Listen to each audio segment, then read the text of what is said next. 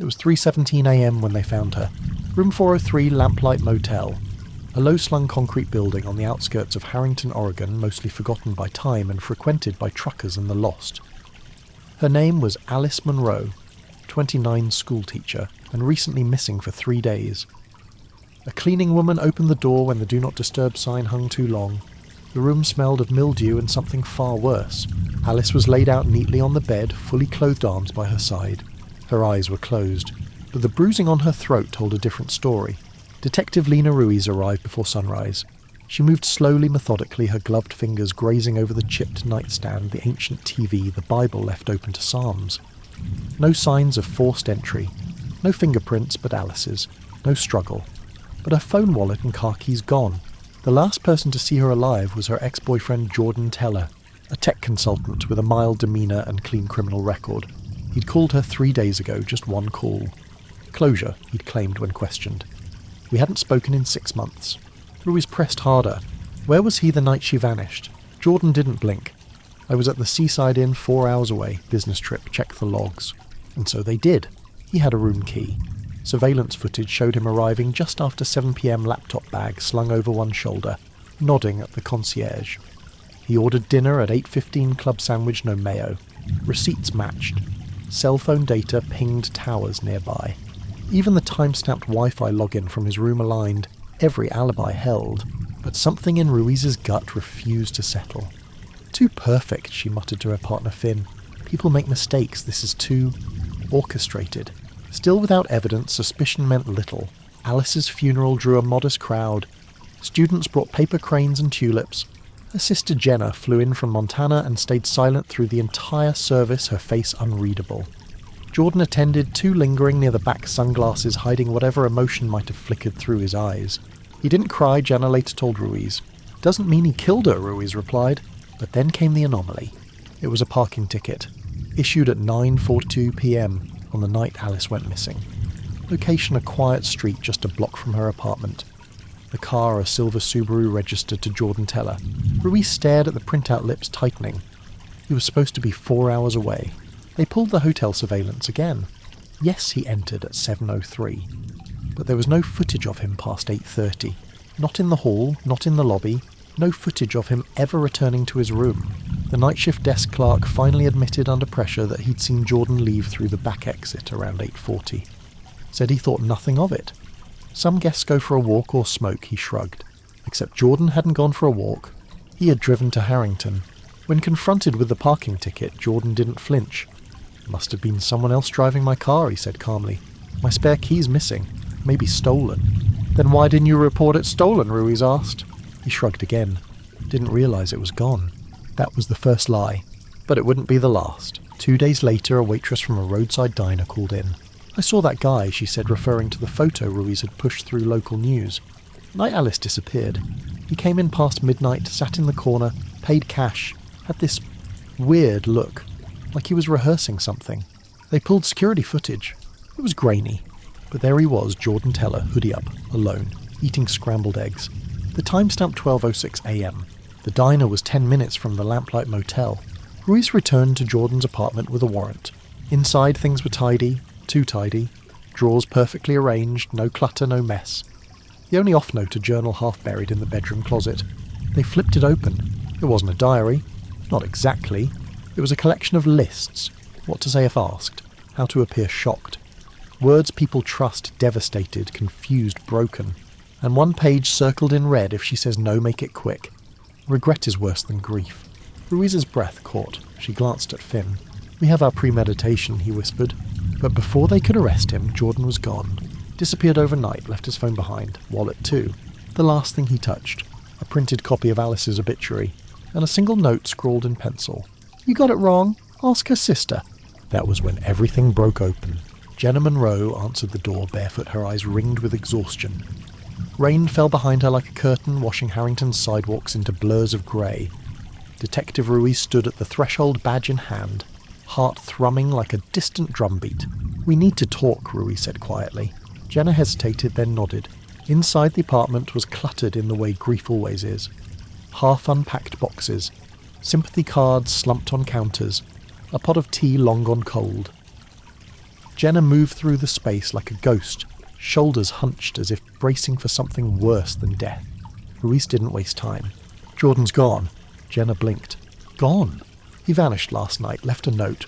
The silence held for a beat too long. Jenna's jaw twitched. It said, "Ask her sister." Jenna's lips parted, closed again. "Jenna," Ruiz said, softening, "was there something between you and Jordan?"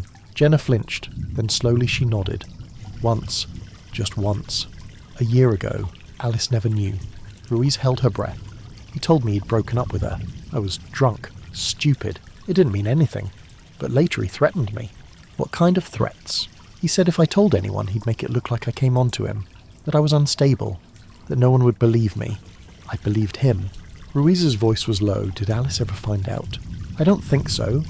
But she always said he scared her sometimes. That he had this side, like ice under his skin." That night Ruiz couldn't sleep. She sat on her sofa journal, open red ink circling Jordan's chilling phrases again and again. Regret is worse than grief. What had he done in that motel room? What had he convinced himself was mercy? Then the call came, 3:19 a.m. A woman's voice, tense, shaky. "Detective Ruiz, I think I saw him. Jordan Teller, tonight." He was hitchhiking off Route 6, near the old fire road. By 4:05, Ruiz and Finn were in the cruiser headlights carving the forest into skeletal shadows. The rain had turned to mist. Pines closed in tight around the road like sentinels. At 4:43 they found the coat.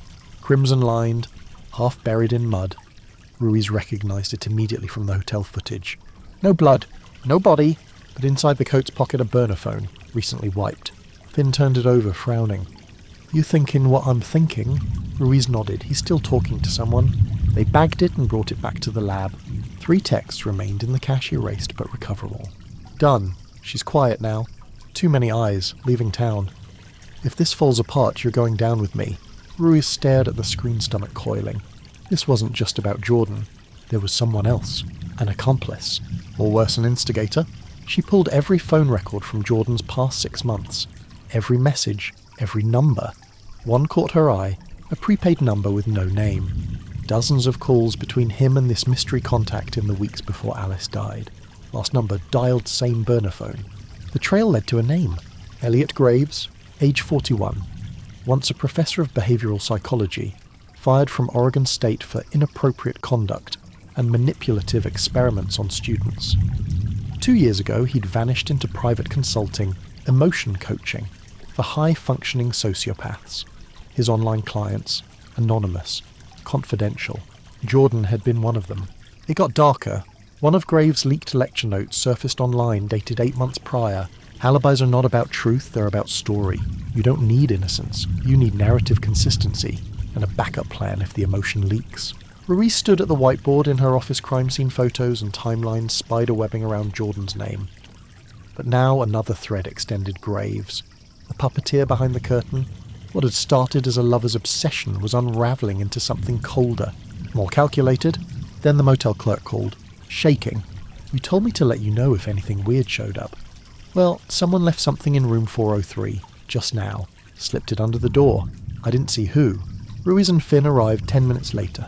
Room 403 hadn't changed. The same pale wallpaper, the same mildew tang, but now on the floor an envelope, unmarked, heavy, inside a flash drive, and a single Polaroid photo. Alice bound, eyes wide, alive. The timestamp read, taken 2:06 a.m., 1 hour before she died. Ruiz froze. Her mind fractured into a dozen questions. Who took this? Why deliver it now? And what was on the drive? She slipped it into her laptop, Finn leaning close. The screen flickered. And then a video began. Grainy, black and white. Surveillance footage inside a room. Alice sat in a chair, silent, shaking. And behind her, stepping into frame, slowly wasn't Jordan. It was someone else. Male, bald, thin, smiling. He leaned toward the camera. "Detective Ruiz," he said calmly. "We've never met, but I've been watching you." The man on the video stared into the camera like it was a mirror. Clean-shaven, pale skin. His eyes held a quiet confidence, the kind that comes from knowing exactly how far ahead he is. "I'm Elliot Graves," he said softly, like he was introducing himself at a dinner party. "And if you're seeing this, it means Jordan broke our agreement." Behind him, Alice didn't move. Her breathing was shallow, her wrists bound with something that looked like silk. The lamp beside her flickered faintly, one of those cheap motel lights that buzz just before they die. I want to be clear, Graves continued. I never touched her. That wasn't my role. My work is about boundaries, control, suggestion. I simply created the structure. The choice was always his. He leaned closer, and the image pixelated with every movement. But you already know that, Detective Ruiz, don't you? You felt it. The edge of something bigger. Ruiz paused the footage. The room was dead silent. Even Finn didn't breathe. What is this? He whispered. Ruiz stood slowly, eyes burning into the screen. It's a confession and a dare. They sent the drive to digital forensics, but the video had no metadata. The location was stripped. The audio track layered to mask environmental noise. Graves had covered his tracks like a man preparing for a funeral someone else's. But he'd made one mistake. Ruiz replayed the video frame by frame. Behind Alice, partially obscured, was a mirror, and in that mirror, barely visible, was the reflection of a motel sign. She enhanced, zoomed, paused. The P&R of Pinebrook Lodge, 27 miles east of Harrington. By nightfall, Ruiz and Finn had a search warrant in hand. Pinebrook was even worse than lamplight. Water-stained ceilings, burned-out bulbs, a smell of cigarette ash soaked into the carpet. But the manager recognised Graves immediately. He was here 3 weeks ago, paid in cash, stayed in room 9. Room 9 was vacant. The walls bore nail marks where something had been hung. The furniture was rearranged, the bedding stripped. But in the closet beneath a warped floorboard they found a tape recorder. Old school, worn, but intact. They pressed play.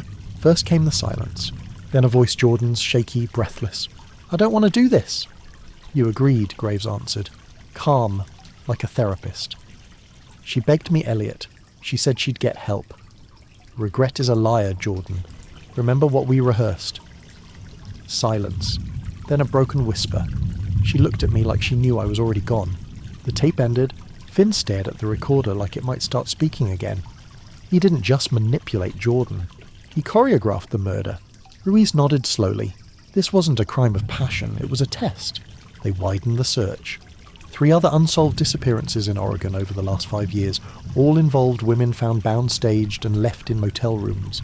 In each case, the prime suspect had an airtight alibi. One had even been acquitted. Each suspect had once been a patient of Graves, a trail of broken men and women who never stood a chance. At 3:00 a.m., Ruiz received a call from the FBI liaison. They had located Graves's former cabin deep in the Deschutes National Forest. It had burned 2 years ago. Arson suspected. But beneath the rubble, a single item had survived, a steel lockbox containing notebooks, letters and maps. And one photo. Ruiz held it under the lamplight in her office. Graves seated on a bench. Jordan standing behind him, one hand on his shoulder, both smiling. In the background, a chalkboard with a phrase scribbled in red ink. Motive is the leash, method is the chain. The implications were brutal. Graves hadn't just coached them, he'd created them. Over the next 48 hours, media coverage exploded. The therapist of death, mastermind killer, Oregon's modern Manson. But then came the letter. Typed, unmarked, left on Ruiz's windshield as she left the precinct. Stop hunting ghosts. I left Harrington months ago, but the game isn't over. The next one is already chosen. You just haven't met him yet. Inside the envelope, a photo of Ruiz taken from across the street, and a second photo. Finn, leaving his apartment. Ruiz felt the blood leave her fingers. Graves wasn't hiding anymore. He was watching. And worse, he was recruiting. The precinct went into lockdown by noon.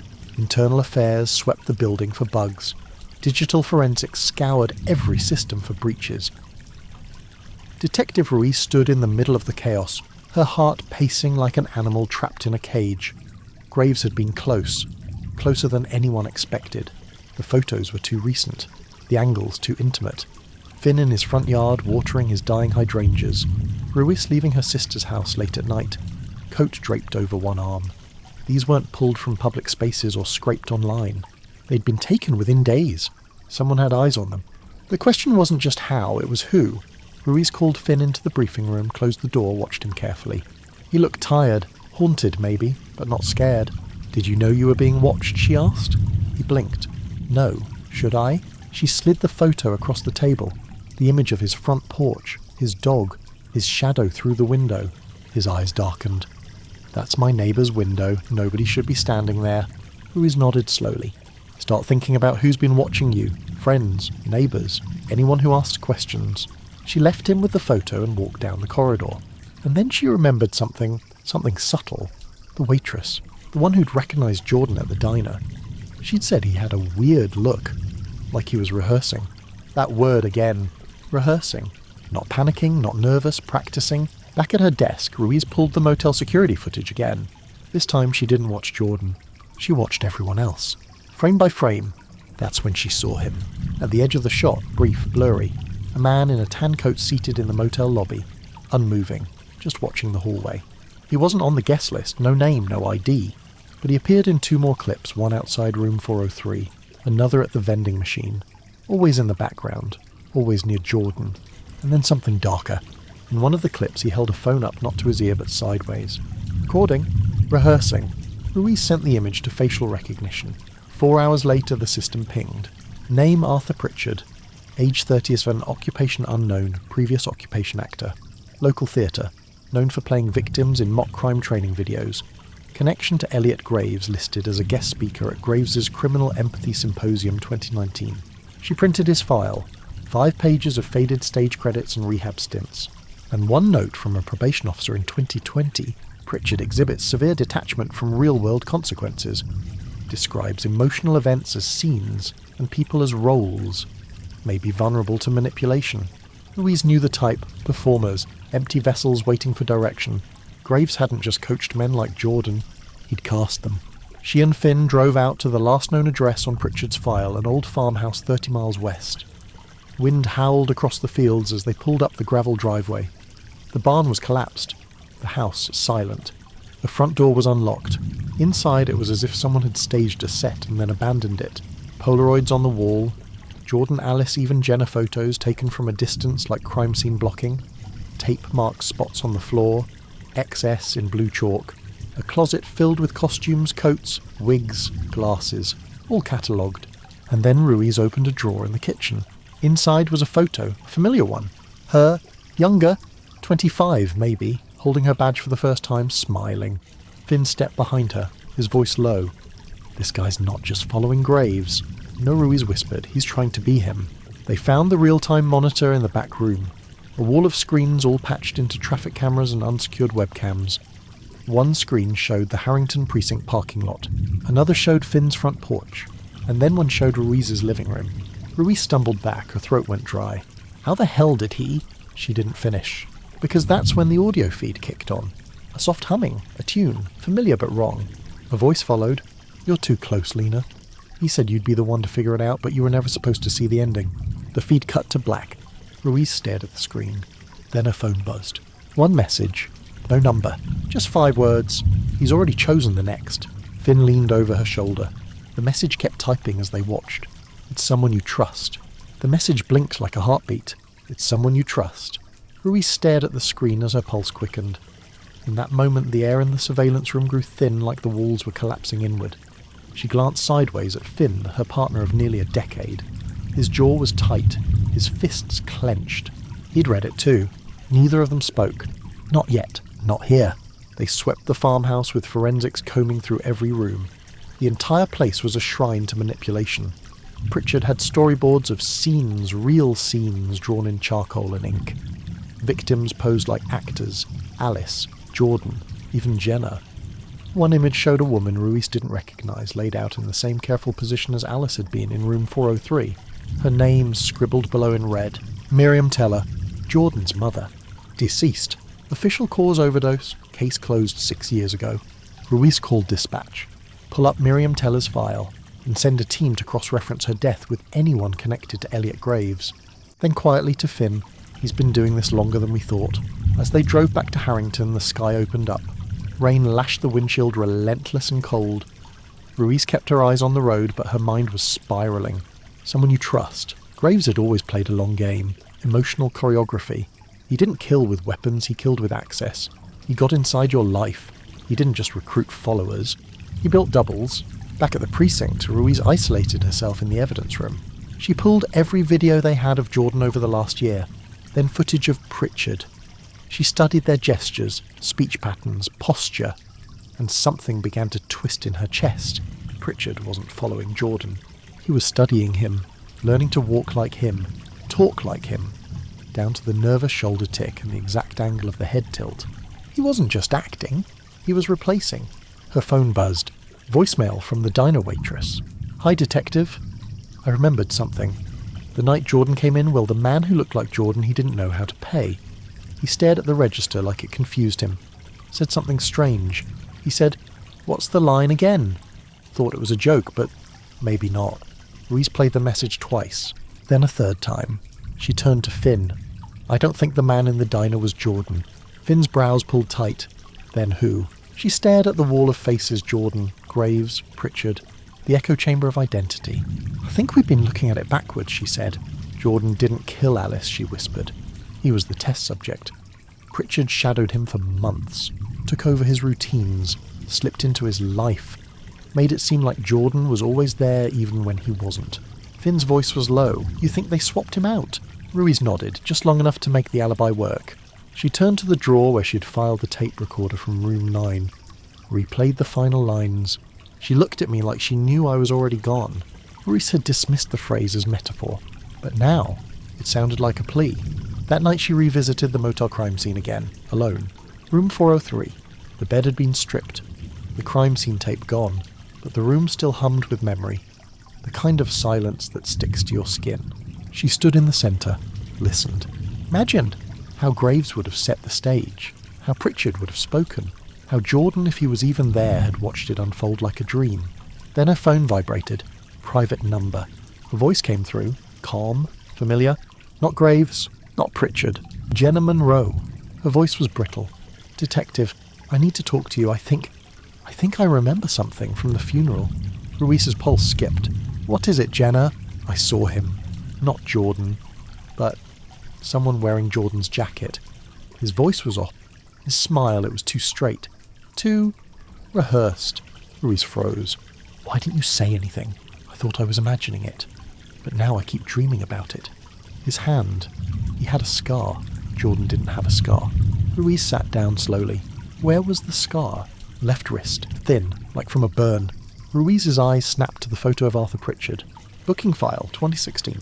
Left wrist burn scar from stage pyrotechnics accident. Ruiz whispered he was at the funeral. She stood so quickly the chair tipped over. Finn came into the office startled. "What is it?" She turned to him. Jenna saw Pritchard, wearing Jordan's clothes, at Alice's funeral. Finn stepped back slightly. "That's not possible. She swears it." He was quiet. Too quiet. Then as Ruiz looked at him, really looked, something clicked. His left sleeve, just a thread, a glimpse. A scar. Thin, pale. Right where it shouldn't be. "Finn," she said slowly, "roll up your sleeve." He blinked. Didn't move. And then he smiled. Not Finn's smile. Pritchard's! The smile didn't belong to Finn. Not the real Finn. It was too calm, too deliberate. A manufactured kind of warmth, the smile of someone who'd studied emotions in the mirror and picked the one that best concealed rot. "Roll up your sleeve," Ruiz said again, her voice low controlled. Pritchard didn't answer. He simply leaned against the doorway of her office, eyes soft like he was about to apologise for something inconsequential. "You've been looking for a monster detective," he said, "but you keep expecting him to look like a monster." Ruiz didn't move. Her hand hovered inches from the holster beneath her blazer. "Where is Finn?" Pritchard tilted his head. "He's not dead. Elliot wouldn't allow that. We're not savages, Lena." She took a single step forward. "Where is he?" Pritchard's smile faltered just enough to show the fracture beneath it. "Not far, and not in pain. Elliot says real transformation only happens when you strip a man of his patterns, of his predictability. Finn's learning that now." Ruiz's pulse surged like a siren behind her ribs.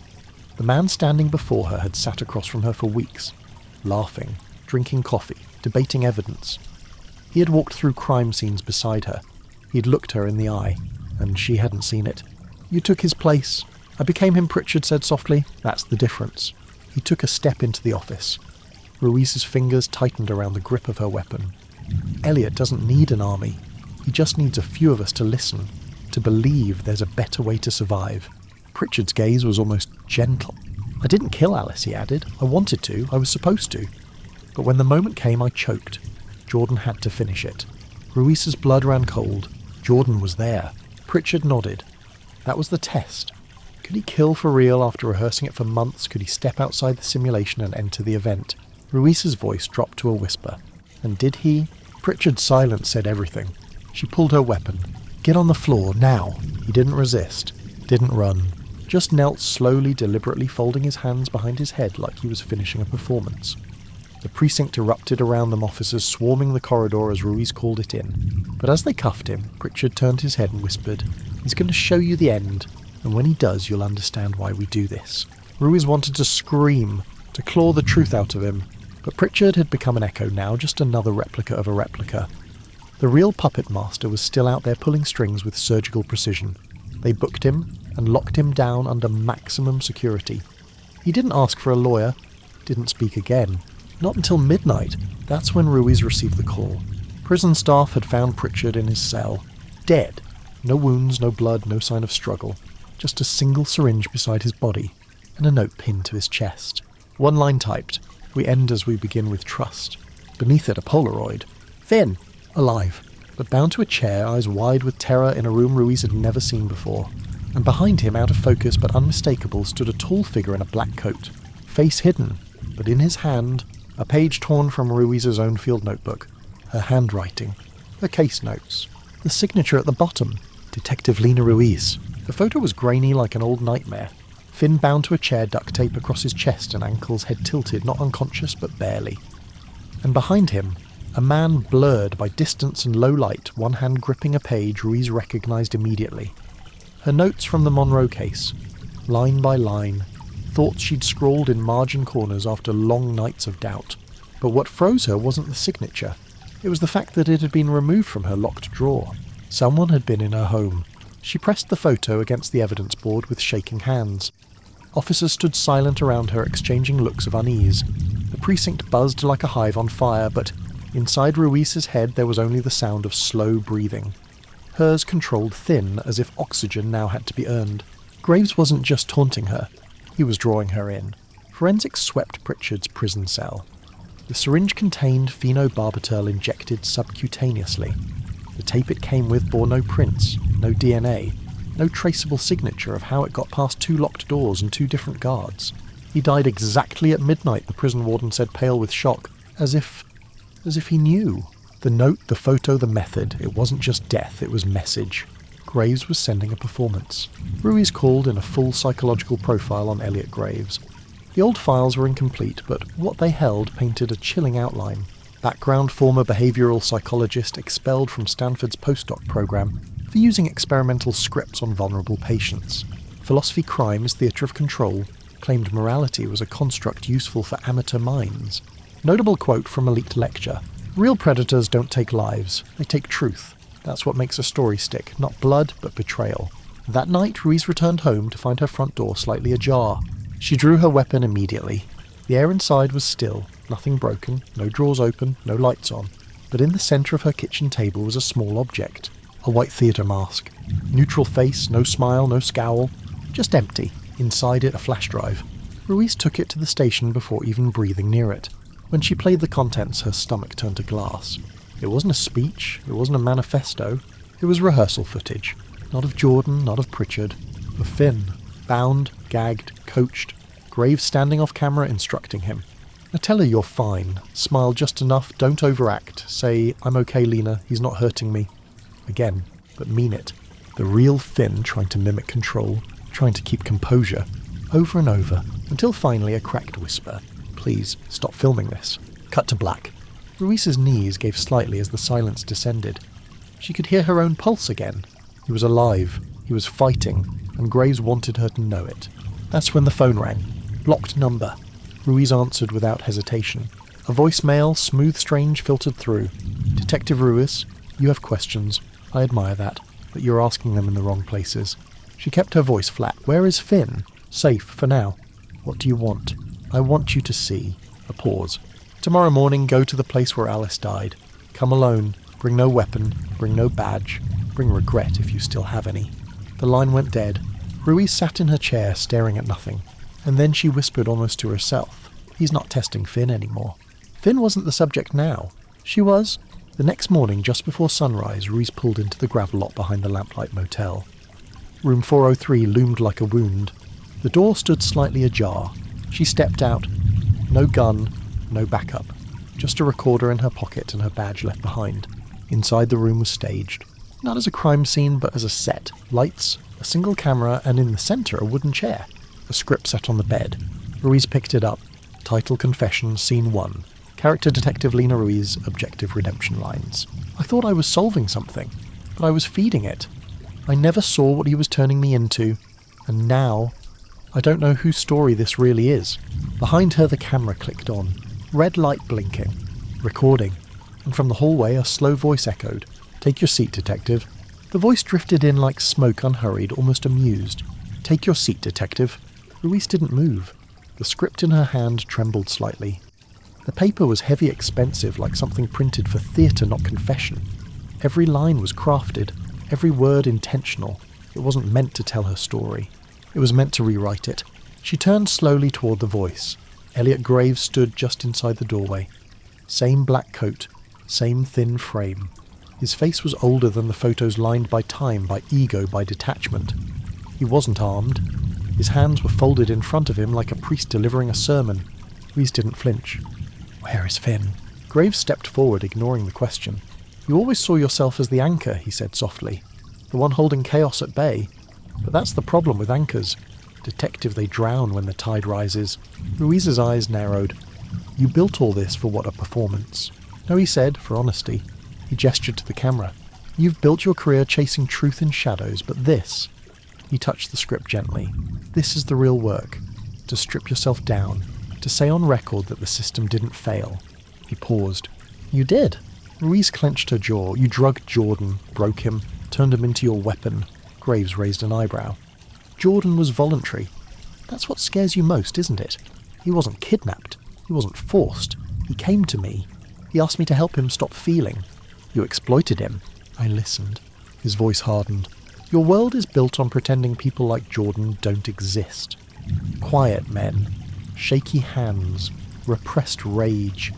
You pretend they'll get better if you don't look at them too long. But I taught him to look inward. To take ownership. Isn't that what your department preaches? You taught him to kill Ruiz spat. I taught him to choose. Alice was just the consequence of his truth." Something cracked in Ruiz then. Not rage. Something colder.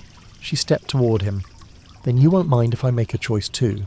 Graves smiled slightly, like he'd been waiting for her to say that. "I hoped you'd say that." He stepped aside, revealing the hallway behind him. And in that hallway, Finn, alive, barefoot. Eyes swollen but focused. Duct tape gone. Wearing a white t-shirt with something drawn on the chest in black marker. End scene. He stumbled forward. Graves made no move to stop him. Ruiz caught him, supporting his weight as his knees buckled slightly. Graves stood still like a director watching the final scene of a play he already knew by heart. "This isn't over," Ruiz said, her voice low and deadly. No, Graves agreed. "This is only intermission." Suddenly Finn twisted out of her grasp, pulling a folded piece of paper from his waistband. "It's a list," he rasped. "He gave it to me. Names, future, targets. They're all there." Ruiz snatched it. 12 names. First on the list, Jenna Monroe. Second, Detective Lena Ruiz. Before she could speak, Graves stepped backward into the hallway and something flashed at his feet. A tripwire. Too late. The back wall of room 403 erupted with light and sound, a concussive blast that shattered the cheap window and sent the door slamming shut. Smoke. Debris? Fire alarm screaming like a banshee overhead. When Ruiz dragged Finn into the parking lot, Graves was already gone. The blast hadn't been to kill. It had been a cue. Ruiz stared at the crumpled motel behind her, a silhouette against the flashing red of fire trucks and police cruisers. She clutched the paper tighter. A script was one thing. A hit list was something else. And Elliot Graves had just taken his story nationwide. The aftermath of the explosion at Lamplight Motel left Harrington on edge. The media swarmed like vultures, their headlines painting Graves as a sinister puppeteer, orchestrating a deadly game. Detective Ruiz sat in the command center, eyes fixed on the hit list. Each name a potential victim, each line a ticking clock. Jenna Monroe's name sent a chill down her spine. Ruiz dialed Jenna's number. No answer. Text messages followed urgent pleading for contact. Hours passed without a reply. Her phone buzzed suddenly. An unknown number. A voice distorted but unmistakable. "Detective Ruiz, you want to save Jenna? Stop chasing shadows and listen." The line went dead. Ruiz traced the call to a burner phone near the town's abandoned train yard. She raced there with a small team. The night air was thick with mist, the old tracks rusted and silent except for distant dogs barking. Near the yard, a single lantern flickered inside a rusted cargo container. Inside, Jenna sat eyes wide but resolute. Thank God, Ruiz breathed, rushing to her side. Jenna's voice was hoarse. It's worse than you think. Elliot's been here, planning, watching, preparing Jenna's family for what I don't know. Ruiz noticed a folder beside Jenna. Inside photos, family gatherings, addresses, financial records, plans. Someone had been tracking Jenna's life for months. Ruiz's phone buzzed again, this time a text. You're running out of time. Find me before the curtain falls. Ruiz's mind raced. The final act was close. She drove Jenna back to the precinct under heavy escort while officers scoured the town for Graves' whereabouts. At the station, Jenna confided a secret. Before Alice died, she mentioned a man. Someone she met online. Quiet, smart, but controlling. She said she felt watched. Ruiz frowned. Could Graves have infiltrated Alice's life earlier than they suspected? That night, Ruiz reviewed the evidence room. On a whim, she played back phone records for Alice's phone the week before her death. One call stood out. Lengthy. At 2:04 a.m. the night of her murder. To a number traced back to Elliot Graves. The call wasn't on any of Jordan's logs. Ruiz felt the pieces grinding together. Graves wasn't just coaching Jordan and Pritchard. He'd been in Alice's life, closer than anyone knew. At dawn, a breakthrough. An anonymous tip led officers to a secluded cabin near the Deschutes forest, the same area where Graves' old property burned down years ago. Inside, investigators found a shrine of photographs, journals, and a detailed playbill listing every victim, date, and role. And a chilling note. The final scene requires a willing audience. Are you ready, detective? Ruiz pocketed the note. Outside, the sky was bleeding orange with sunrise. She knew the final confrontation was coming, but the question that haunted her was, who would be the last act?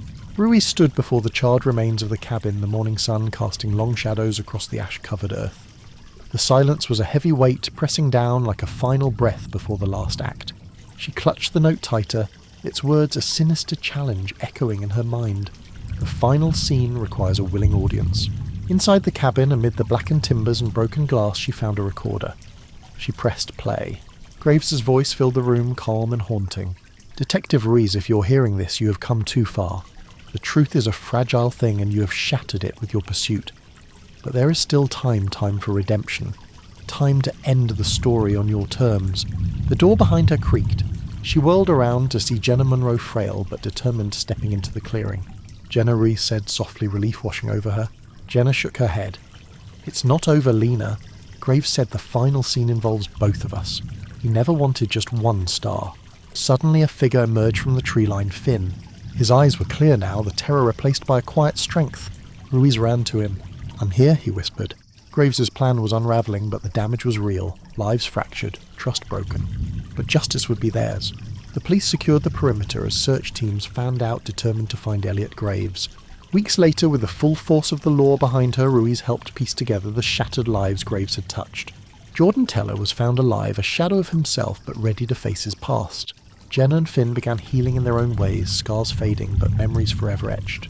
And Ruiz all. She returned to her desk, the case file finally closed, but the lessons etched deep. Sometimes the hardest alibis aren't lies. They're mirrors, reflections of who we fear most ourselves.